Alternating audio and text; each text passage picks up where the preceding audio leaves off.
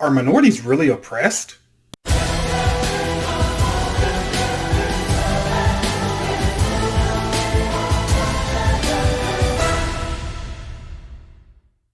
If you have been following the media, you would believe that all the minorities in the country are currently oppressed.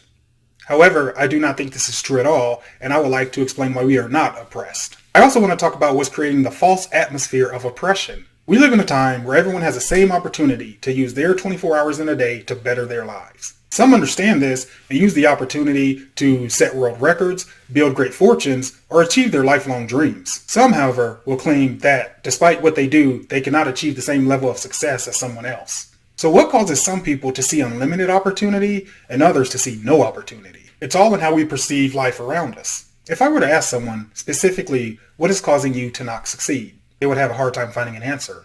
The main reason they can't find an answer is because they think it's systemic and affecting all parts of their life. I often ask, if you were to spend time every day learning something valuable, if you were to earn credentials that would allow you to work in whatever you're learning, if you were to practice interviewing, if you were to build a positive network of people that could help provide you with opportunity, do you really think that you will find no success? Typically, when I go down this line of questioning, they get upset and don't want to talk about it anymore. The main reason is this exposes the idea of accountability. Most shouldn't say they can't make it, instead they should say they don't want to make it. Time and time again, it's been proven that no matter the color of your skin or where you're from, you can have an impact on people's lives and live a fulfilling life yourself. People make it out of poverty all the time.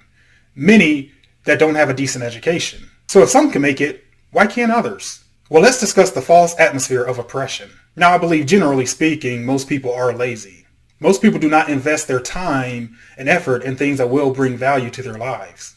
And people typically avoid things that they see as difficult. Anything worth having has some level of difficulty in acquiring it. And I believe people that shy away from difficult challenges probably weren't challenged enough growing up, particularly in school. My parents always instilled in me hard work and good grades. I wasn't even allowed to bring a C home on a report card.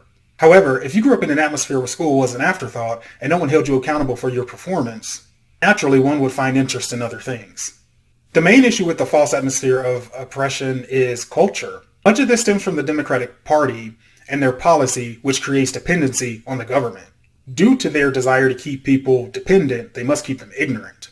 It's why many of the terribly run schools in the country are in Democratic areas. In all schools across the country, things like financial literacy, credit, banks, etc. are just not taught. And things like economics in grade school, well, they're kind of useless.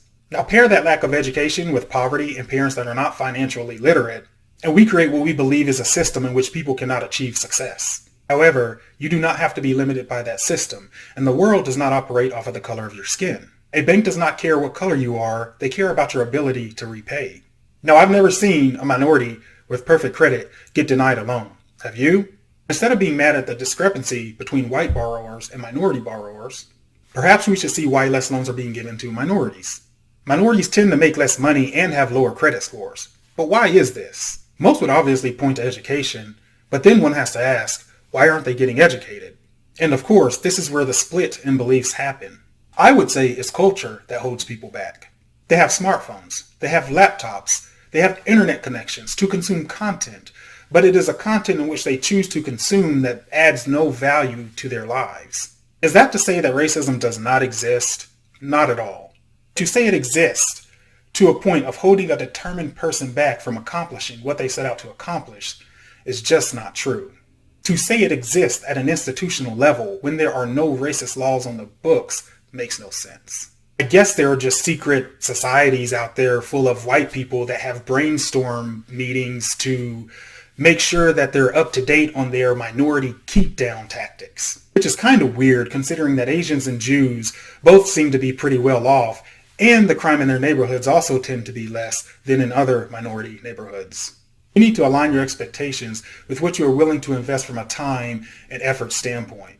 If we were systemically oppressed, we would not have black lawyers, black engineers, black business owners. So we are not oppressed. We need to get away from the excuses, own our own lives, and start finding success. Thanks for watching. Make sure you like, comment, and subscribe. And always remember, think for yourself.